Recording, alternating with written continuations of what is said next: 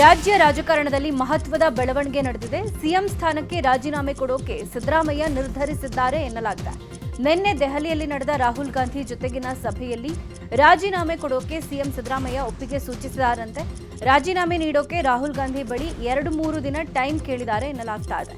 ಆಪ್ತರೊಂದಿಗೆ ಚರ್ಚಿಸಿ ಯಾವುದೇ ಕ್ಷಣದಲ್ಲಿ ಸಿದ್ದರಾಮಯ್ಯ ಸಿಎಂ ಸ್ಥಾನ ಬಿಟ್ಟುಕೊಡೋ ಸಾಧ್ಯತೆ ಇದೆ.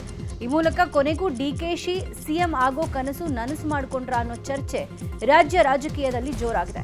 ಪ್ರಿಯಾಂಕಾ ಗಾಂಧಿ ಮೂಲಕ ಸಿದ್ದರಾಮಯ್ಯರನ್ನ ಡಿಕೆಶಿ ಮನವೊಲಿಸಿದ್ದಾರೆ ಎನ್ನಲಾಗ್ತಾ ಇದೆ. ಒಂದ್ ವೇಳೆ ಡಿಕೆಶಿ ಸಿಎಂ ಆದ್ರೆ ಅವರ ಸಂಪುಟದಲ್ಲಿ 4 ಡಿಸಿಎಂಗಳು ಇರಲಿದ್ದಾರೆ. ಯತೀಂದ್ರಗೆ ಡಿಸಿಎಂ ಜೊತೆ ಪ್ರಮುಖ ಖಾತೆ ನೀಡೋ ಬಗ್ಗೆ ಮಾತುಕತೆ ಆಗಿದೆಯಂತೆ. ಅಲ್ಲದೆ ಸಿದ್ದರಾಮಯ್ಯ ಹೇಳಿದ 20ಕ್ಕೂ ಹೆಚ್ಚು ಮಂದಿಗೆ ಮಂತ್ರಿ ಸ್ಥಾನ ಸಿಗೋ ಸಾಧ್ಯತೆ ಇದೆ. ಸಿಎಂ ಸಿದ್ದರಾಮಯ್ಯ ನಿನ್ನೆಯೇ ದೆಹಲಿಯಿಂದ ಬೆಂಗಳೂರಿಗೆ ವಾಪಸ್ ಆಗಿದ್ದಾರೆ. ನಿನ್ನೆ ರಾತ್ರಿನೇ ಸಿಎಂ ಸಿದ್ದರಾಮಯ್ಯ ವಿಶೇಷ ವಿಮಾನದಲ್ಲಿ ಬೆಂಗಳೂರಿಗೆ ಆಗಮಿಸಿದ್ದಾರೆ. HAL ವಿಮಾನ ನಿಲ್ದಾಣದಲ್ಲಿ ಆಪ್ತ ಸಚಿವರು ಸಿಎಂರನ್ನ ಬರಮಾಡಿಕೊಂಡಿದ್ದಾರೆ. ದೆಹಲಿಯಿಂದ ಬರ್ತಾ ಇದ್ದಂತೆ ಸಿಎಂ ಸಿದ್ದರಾಮಯ್ಯ ತಮ್ಮ ನಿವಾಸದಲ್ಲಿ ಮಿಡ್ನೈಟ್ ಮೀಟಿಂಗ್ ಮಾಡಿದ್ದಾರೆ. ಸಚಿವ ಜಮೀರ್ ಅಹಮದ್, ಪರಮೇಶ್ವರ್, ದಿನೇಶ್ ಗುಂಡೂರಾವ್, ಅಶೋಕ್ ಪಟ್ಟಣ್, MC ಸುಧಾಕರ್, ಕೃಷ್ಣೇ ಭೈರೇಗೌಡ, ಶಾಸಕ ರಿಜ್ವಾನ್, ಭೈರತಿ ಸುರೇಶ್ ಸೇರಿ ಅನೇಕ ಸಚಿವರು ಶಾಸಕರ ಜೊತೆಗೆ ಸಿಎಂ ಮಹತ್ವದ ಸಭೆ ನಡೆಸಿದ್ದಾರೆ. ಇನ್ನು ಶುಕ್ರವಾರ ಶಾಸಕಾಂಗ ಪಕ್ಷದ ಸಭೆ ನಡೆಯಲಿದ್ದು, ಈ ಸಿಎಂ ಬದಲಾವಣೆ ಚರ್ಚೆ ಬೆನ್ನಲ್ಲೇ ಈ ಸಭೆ ಮಹತ್ವ ಪಡ್ಕೊಂಡಿದೆ. ದೆಹಲಿಯಲ್ಲಿ ನಡೆದ ಕಾಂಗ್ರೆಸ್ ಮಹತ್ವದ ಸಭೆಯಲ್ಲಿ ಸಿಎಂ ಸಿದ್ದರಾಮಯ್ಯಗೆ ರಾಹುಲ್ ಗಾಂಧಿ ಆಫರ್ ಕೊಟ್ಟಿದ್ದಾರೆ. ಸಿದ್ದರಾಮಯ್ಯ ಜೊತೆಗೆ ಅಧಿಕಾರ ಹಂಚಿಕೆ ಬಗ್ಗೆ ರಾಹುಲ್ ಪ್ರಸ್ತಾಪ ಮಾಡಿದ್ದಾರೆ ಎನ್ನಲಾಗಿದೆ. ಸಿಎಂ ಪಟ್ಟಕ್ಕೆ ಡಿಸಿಎಂ DK ಶಿವಕುಮಾರ್ ಪಟ್ಟು ಹಿಡಿದಿದ್ದಾರೆ. ಈ ಹಿನ್ನೆಲೆ ನಿಮಗೆ ರಾಜ್ಯಸಭಾ ಸ್ಥಾನ ಕೊಡ್ತೀವಿ, ಮುಖ್ಯಮಂತ್ರಿ ಪಟ್ಟ ಬಿಟ್ಕೊಡಿ, ನಿಮ್ಮ ಮಗ ಯತೀಂದ್ರಗೆ ಡಿಸಿಎಂ ಮಾಡೋದಾಗಿ ರಾಹುಲ್ ಗಾಂಧಿ ಆಫರ್ ಕೊಟ್ಟಿದ್ದಾರೆ ಎನ್ನಲಾಗ್ತಾ ಇದೆ. ಆದರೆ ರಾಜ್ಯಸಭಾ ಸ್ಥಾನಕ್ಕೆ ಸಿಎಂ ಒಪ್ಪಿಲ್ವಂತೆ. ಡಿಸಿಎಂ DK ಶಿವಕುಮಾರ್ ಒಂದ್ ವೇಳೆ ಸಿಎಂ ಆದ್ರೆ ಸತೀಶ್ ಜಾರಕಿಹೊಳಿಗೆ ಕೆಪಿಸಿಸಿ ಅಧ್ಯಕ್ಷ ಪಟ್ಟ ಸಿಗುತ್ತಾ ಅನ್ನೋ ಚರ್ಚೆ ಶುರುವಾಗಿದೆ. ಈಗಿರೋ ಸಚಿವ ಸ್ಥಾನದ ಜೊತೆಗೆ ಸತೀಶ್ಗೆ ಕೆಪಿಸಿಸಿ ಅಧ್ಯಕ್ಷಗಿರಿ ಒಲಿದ್ರೆ ವಾಲ್ಮೀಕಿ ನಾಯಕ ಪಕ್ಷದ ಚುಕ್ಕಾಣಿ ಹಿಡಿಯಲಿದ್ದಾರೆ. ನಾಳೆ ಅಥವಾ ನಾಡಿದ್ದು ಅಂತಿಮ ಘಟ್ಟದಲ್ಲಿ ರಾಜ್ಯ ಕಾಂಗ್ರೆಸ್ ಬದಲಾವಣೆ ಬಿರುಗಾಳಿ ಬೀಸಲಿದ್ದು, ಜಾರಕಿಹೊಳಿಗೆ ಪಟ್ಟ ದೊರೆಯೋ ಸಾಧ್ಯತೆ ಇದೆ. ರಾಜ್ಯದಲ್ಲಿ ನಾಯಕತ್ವ ಬದಲಾವಣೆ ರಾಜಕೀಯ ಜೋರಾಗಿದೆ. ನಾಳೆ ರಾಜ್ಯಕ್ಕೆ ಹೈಕಮಾಂಡ್ ನಾಯಕರು ಆಗಮಿಸೋ ಸಾಧ್ಯತೆ ಇದೆ. ರಾಜ್ಯ ಉಸ್ತುವಾರಿ ಸುರ್ಜೇವಾಲಾ, KC ವೇಣುಗೋಪಾಲ್ ಬೆಂಗಳೂರಿಗೆ ಬರಲಿದ್ದಾರೆ ಎನ್ನಲಾಗಿದೆ. ಶುಕ್ರವಾರ ಶಾಸಕಾಂಗ ಪಕ್ಷದ ಸಭೆ ಕರೆಯಲಿದ್ದು, ಶಾಸಕರಿಗೆ ಸಿಎಂ ಧನ್ಯವಾದ ತಿಳಿಸಲಿದ್ದಾರೆ. ನಾಳೆ ಸಚಿವ ಸಂಪುಟ ಸಭೆ ನಡೆಯಲಿದೆ. ಇವತ್ತು ಸಿದ್ದರಾಮಯ್ಯ ಅವರ ಪಾಲಿನ ಕೊನೆಯ ಕ್ಯಾಬಿನೆಟ್ ಸಭೆ ಎನ್ನಲಾಗ್ತಾ ಇದೆ. ನಾಳೆಯ ಸಭೆಯಲ್ಲಿ ಸಚಿವರಿಗೆ ಸಿಎಂ ಧನ್ಯವಾದ ತಿಳಿಸಲಿದ್ದಾರೆ. ಕಾಂಗ್ರೆಸ್ ಪಾಳ್ಯದಲ್ಲಿ ನಾಯಕತ್ವದ ಬಿಕ್ಕಟ್ಟು ತಾರಕಕ್ಕೇರಿದ ಸಮಯದಲ್ಲೇ ಸಂಪುಟ ಸರ್ಜರಿಯ ವಿಷಯವೂ ಕಾವೇರಿದೆ. ನಾಯಕತ್ವ ಬದಲಾವಣೆ ಜೊತೆ ಸಂಪುಟಕ್ಕೂ ಸರ್ಜರಿ ನಡೆಯಲಿದೆ ಎನ್ನಲಾಗ್ತಾ ಇದೆ. ಹಿರಿಯ ನಾಯಕರ ಕಾರ್ಯವೈಖರಿಗೆ ರಾಹುಲ್ ಗಾಂಧಿ ಗರಂ ಆಗಿದ್ದಾರಂತೆ. ಹೀಗಾಗಿ ಬಹುತೇಕ ಹಾಲಿ ಹಿರಿಯ ಸಚಿವರಿಗೆ ಕೊಕ್ ನೀಡೋ ಸಾಧ್ಯತೆ ಇದೆ. ಇನ್ನು ಯುವಕರು ಹಾಗೂ ಹೊಸ ಮುಖಗಳಿಗೆ ಅವಕಾಶ ನೀಡಲಿದ್ದಾರಂತೆ.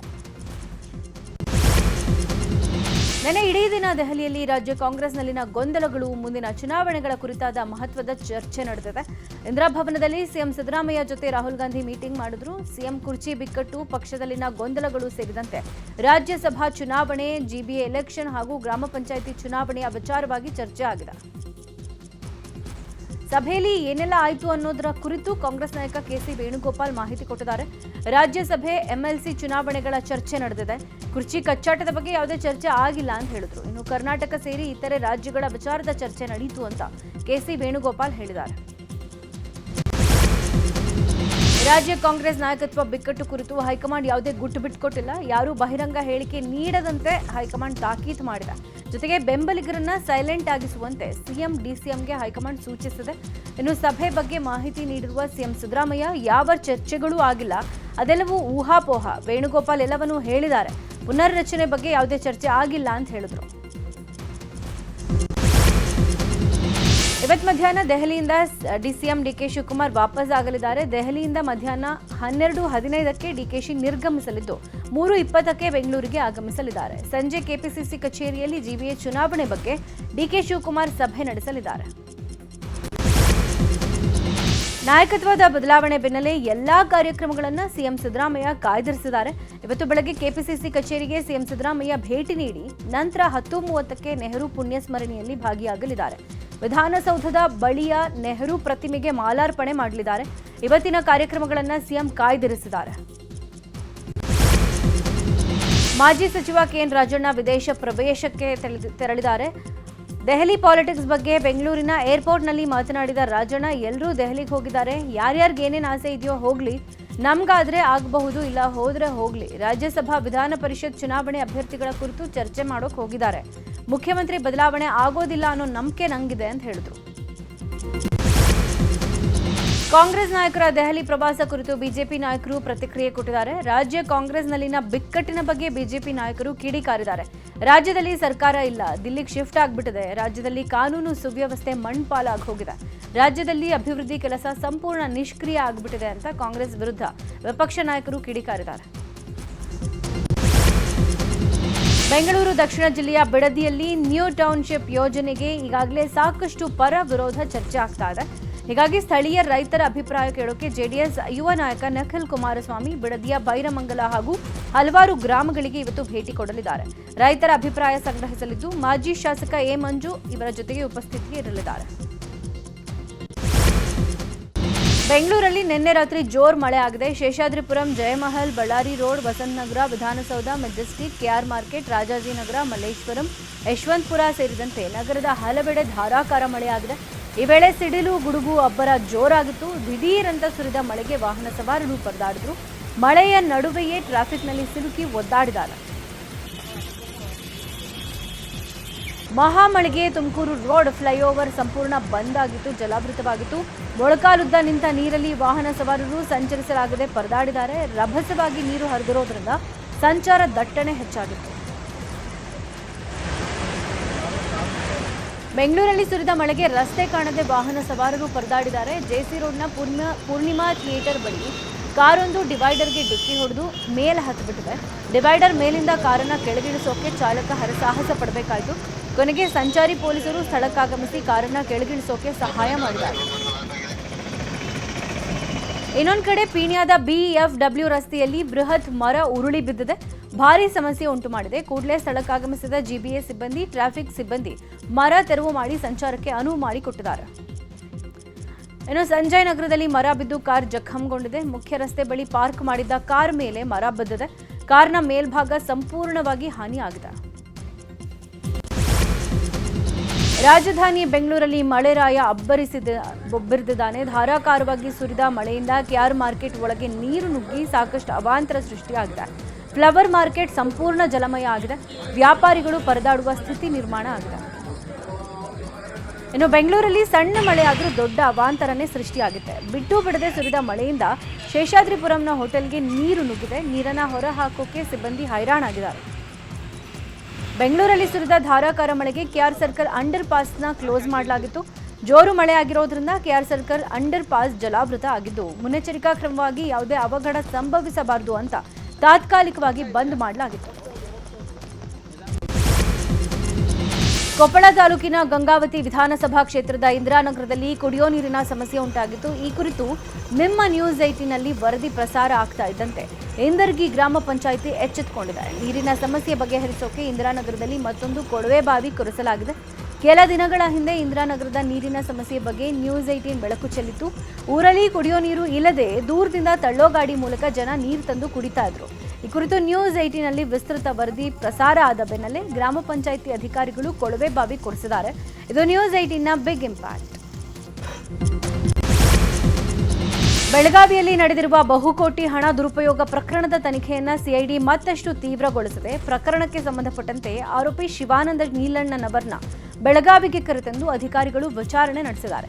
ನಿನ್ನೆ ವೈದ್ಯಕೀಯ ಪರೀಕ್ಷೆಯ ನಡೆಸಿರುವಂತಹ ಸಿಐಡಿ ತಂಡ ಇವತ್ತು ನ್ಯಾಯಾಲಯಕ್ಕೆ ಹಾಜರುಪಡಿಸುವ ಸಾಧ್ಯತೆ ಇದೆ. ಇವತ್ತಿಗೆ ಶಿವಾನಂದ್ ನೀಲಣ್ಣನವರ್ ಕಸ್ಟಡಿ ಅಂತ್ಯ ಆಗಲಿದ್ದು ನ್ಯಾಯಾಲಯದ ಮುಂದೆ ಸಿಐಡಿ ಅಧಿಕಾರಿಗಳು ಹಾಜರುಪಡಿಸಲಿದ್ದಾರೆ. ಉತ್ತರ ಕನ್ನಡ ಜಿಲ್ಲೆಯ ಭಟ್ಕಳದಲ್ಲಿ ಮುರಿನಕಟ್ಟೆ ಧ್ವಂಸ ಘಟನೆಗಳನ್ನು ವಿವಿಧ ಹಿಂದೂ ಪರ ಸಂಘಟನೆಗಳ ಮುಖಂಡರು ತೀವ್ರವಾಗಿ ಖಂಡಿಸಿದ್ದಾರೆ. ಸುದ್ದಿಗೋಷ್ಠಿ ನಡೆಸಿದ ಮುಖಂಡರು ಮುರಿನಕಟ್ಟೆ ಧಾರ್ಮಿಕ ಭಾವನೆಗಳಿಗೆ ಸಂಬಂಧಪಟ್ಟ ವಿಷಯ, ಅದನ್ನು ಧ್ವಂಸಗೊಳಿಸಿರೋದು ಹಿಂದೂ ಸಮಾಜದ ಭಾವನೆಗಳಿಗೆ ಧಕ್ಕೆ ತಂದಂತಾಗಿದೆ. ಜಿಲ್ಲಾಡಳಿತವು ತಕ್ಷಣವೇ ಮಧ್ಯಪ್ರವೇಶ ಮಾಡಿ 48 ಗಂಟೆಗಳ ಒಳಗೆ ಮುರಿನಕಟ್ಟೆಯನ್ನ ಮರು ನಿರ್ಮಾಣ ಮಾಡಬೇಕು. ಇಲ್ಲವಾದಲ್ಲಿ ರಾಜ್ಯಾದ್ಯಂತ ಹಿಂದೂ ಪರ ಸಂಘಟನೆಗಳು ಬೃಹತ್ ಪ್ರತಿಭಟನೆ ಮಾಡಲಿವೆ ಅಂತ ಎಚ್ಚರಿಕೆ ಕೊಟ್ಟಿದ್ದಾರೆ. ರಾಜ್ಯ ಮಹಿಳಾ ಆಯೋಗದ ಅಧ್ಯಕ್ಷೆ ಡಾಕ್ಟರ್ ನಾಗಲಕ್ಷ್ಮಿ ಚೌಧರಿ ಮತ್ತೊಂದು ವಿವಾದದ ಸುಳಿಗೆ ಸಿಲುಕಿದ್ದಾರೆ. ಮಹಿಳೆಯರ ಹಕ್ಕುಗಳಿಗಾಗಿ ಹೋರಾಡಬೇಕಾದ ಆಯೋಗದ ಅಧ್ಯಕ್ಷರು ಮಾಜಿ ರೌಡಿ ಶೀಟರ್ ಸೋನು ಸುಧೀರ್ಗೆ ಕಾರಿನಲ್ಲೇ ಕುಳಿತು ತಲೆ ಮುಟ್ಟಿ ಆಶೀರ್ವಾದ ಮಾಡಿದ್ದಾರೆ. ಉಡುಪಿ ಪ್ರವಾಸದ ವೇಳೆ ನಡೆದ ಈ ಘಟನೆ ಸಾರ್ವಜನಿಕ ವಲಯದಲ್ಲಿ ಆಕ್ರೋಶಕ್ಕೆ ಕಾರಣವಾಗಿದೆ. 2021ರಿಂದ 23ರವರೆಗೆ ಕಾಪು ಠಾಣೆಯಲ್ಲಿ ರೌಡಿ ಶೀಟರ್ ಪಟ್ಟಿಯಲ್ಲಿ ಸೋನು ಸುಧೀರ್ ಹೆಸರಿದೆ. ಅಲ್ಲದೆ ಈ ಹಿಂದೆ ಪುನೀತ್ ಕೆರೆಹಳ್ಳಿಗೆ ಶುಭ ಹಾರೈಸಿದ್ದ ವಿಡಿಯೋ ಕೂಡ ವೈರಲ್ ಆಗಿತ್ತು. ಹೀಗಾಗಿ ಮಹಿಳಾ ಆಯೋಗದ ಅಧ್ಯಕ್ಷೆಗೆ ರೌಡಿ ಶೀಟರ್ಗಳ ಜೊತೆ ನಂಟಿದೆ ಅನ್ನುವ ಪ್ರಶ್ನೆ ಮೂಡಿದೆ. ಕುಟುಂಬದ ಸಮಸ್ಯೆ ಬಗೆಹರಿಸಿಕೊಳ್ಳೋಕೆ ಜ್ಯೋತಿಷಿ ಮೊರೆ ಹೋದ ಉದ್ಯಮಿ 8 ಲಕ್ಷ ಕಳ್ಕೊಂಡು ಕಣ್ಣೀರು ಹಾಕ್ತಾ ಇದ್ದಾರೆ. ಉದ್ಯಮಿ ಪಾಂಡುರಂಗ ಎಂಬಾತ ಜ್ಯೋತಿಷ್ಯ ಫಲ ಎಂಬ ಫೇಸ್ಬುಕ್ ಆಡ್ ಮೇಲೆ ಕ್ಲಿಕ್ ಮಾಡಿದ್ದಾರೆ. ಈ ವೇಳೆ ಪಾಂಡುರಂಗ ನಂಬರ್ಗೆ ಕರೆ ಮಾಡಿದ್ದ ಮುರಳಿ ಮೊದಲು ಜಾತಕ ಮತ್ತು ಹೆಸರು ಬಲದ ಲೆಕ್ಕಾಚಾರ ಹೇಳಿದ್ದಾರೆ. ನಂತರ ನಿಮ್ಮ ಮೇಲೆ ಮಾಟ ಮಂತ್ರ ಪ್ರಯೋಗ ಆಗಿದೆ, ಇದರಿಂದ ನಿಮ್ಮ ಕೆಲಸ ಯಾವುದೂ ಆಗ್ತಾ ಇಲ್ಲ ಅಂತ ಹೇಳಿ ನಂಬಿಸಿದ್ದಾರೆ. ಇದನ್ನು ನಾನು 1 ತಿಂಗಳಲ್ಲೇ ಸರಿ ಮಾಡಿಸ್ತೀನಿ, ಸ್ವಲ್ಪ ಹಣ ಖರ್ಚಾಗುತ್ತೆ ಅಂತ ಹೇಳ್ತಾ ಇದ್ದಾರೆ. ಕುಟುಂಬದ ಸಮಸ್ಯೆ ಬಗೆಹರಿಯುವ ಉದ್ದೇಶ ಹೊಂದಿದ್ದ ಪಾಂಡುರಂಗ ಪರಿಹಾರಕ್ಕೆ ಒಪ್ಕೊಂಡಿದ್ದಾರೆ. ಇದನ್ನೇ ಬಂಡವಾಳ ಮಾಡಿಕೊಂಡವ 8 ಲಕ್ಷ ವಸೂಲಿ ಮಾಡಿದ್ದು ನಂತರ ಪರಿಹಾರ ಕೇಳಿದ್ರೆ ಧಮಕಿ ಹಾಕ್ತಾ ಇದ್ದಾರಂತೆ. ಈ ಬಗ್ಗೆ ಶಂಕರ್ಪುರ ಪೊಲೀಸ್ ಠಾಣೆಯಲ್ಲಿ ದೂರು ದಾಖಲಾಗಿದೆ. ಮೇಕೆದಾಟು ಅಣೆಕಟ್ಟು ನಿರ್ಮಾಣಕ್ಕೆ ಕರ್ನಾಟಕ ಸರ್ಕಾರಕ್ಕೆ ಅನುಮತಿ ಕೊಡಬಾರದು ಅಂತ ತಮಿಳುನಾಡು ಸಿಎಂ ವಿಜಯ್ ಒತ್ತಾಯಿಸಿದ್ದಾರೆ. ಈ ಸಂಬಂಧ ಈಗಾಗಲೇ ಪ್ರಧಾನಿಗೆ ವಿಜಯ್ ಪತ್ರ ಬರೆದಿದ್ದಾರೆ. ಕರ್ನಾಟಕದ ಡಿಪಿಆರ್ ತಿರಸ್ಕರಿಸಬೇಕು ಅಂತ ಈಗಾಗಲೇ ಪತ್ರದಲ್ಲಿ ಮನವಿ ಮಾಡಿಕೊಂಡಿದ್ದಾರೆ. ಇನ್ನೊಂದು ಕಡೆ ಇವತ್ತು ಪ್ರಧಾನಿಯವರನ್ನ ಹಾಗೂ ಕೇಂದ್ರ ಸಚಿವರನ್ನ ವೈಯಕ್ತಿಕವಾಗಿ ಭೇಟಿ ಮಾಡಲು ವಿಜಯ್ ಮುಂದಾಗಿದ್ದಾರೆ ಎನ್ನಲಾಗಿದೆ. ತಮಿಳುನಾಡಿಗೆ ಹೆಚ್ಚುವರಿ ಅನುದಾನ ಹಾಗೂ ಮೇಕೆದಾಟು ಯೋಜನೆಗೆ ಅನುಮತಿ ಕೊಡಬಾರದು ಅನ್ನೋ ಬಗ್ಗೆ ವಿಜಯ್ ಚರ್ಚೆ ಮಾಡ್ತಾರೆ ಎನ್ನಲಾಗಿದೆ. ಈ ಬಾರಿಯ ಐಪಿಎಲ್ ಪಂದ್ಯದ ಮೊದಲ ಕ್ವಾಲಿಫೈಯರ್ ಪಂದ್ಯದಲ್ಲಿ ಗೆದ್ದು ಆರ್ಸಿಬಿ ಫೈನಲ್ ಪ್ರವೇಶ ಮಾಡಿದೆ. ಗುಜರಾತ್ ಟೈಟನ್ಸ್ ವಿರುದ್ಧ ಭರ್ಜರಿ ಗೆಲುವು ಸಾಧಿಸಿದ ಆರ್ಸಿಬಿ ಗುಜರಾತ್ ಮೇಲೆ ಆರಂಭದಿಂದಲೂ ಹಿಡಿತ ಸಾಧಿಸಿತ್ತು. ಧರ್ಮಶಾಲಾದಲ್ಲಿ ನಡೆದ ಪಂದ್ಯದಲ್ಲಿ ಟಾಸ್ ಸೋತು ಮೊದಲು ಬ್ಯಾಟಿಂಗ್ ಮಾಡಿದ ಆರ್ಸಿಬಿ ಟೀಮ್ ನಿಗದಿತ 20 ಓವರ್ಗಳಲ್ಲಿ 254 ರನ್ ಬಾರಿಸಿತ್ತು. ಇದಕ್ಕೆ ಪ್ರತಿಯಾಗಿ 19.3 ಓವರ್ಗಳಲ್ಲಿ ಗುಜರಾತ್ 162 ರನ್ ಗಳಿಸಿ ಆಲ್ ಔಟ್ ಆಗಿದೆ. ಆರ್ಸಿಬಿ ಪರವಾಗಿ ವಿರಾಟ್, ಕೃನಾಲ್ ಪಾಂಡ್ಯ ತಲಾ 43 ರನ್ ಬಾರಿಸಿದ್ರೆ ಕ್ಯಾಪ್ಟನ್ ರಜತ್ ಪಾಟಿದಾರ್ 33 ಬಾಲ್ಗಳಲ್ಲಿ 93 ರನ್ ಗಳಿಸಿ ತಂಡದ ಮೊತ್ತ ಹಿಗ್ಗಿಸುವಲ್ಲಿ ಪ್ರಮುಖ ಪಾತ್ರ ವಹಿಸಿದ್ದಾರೆ.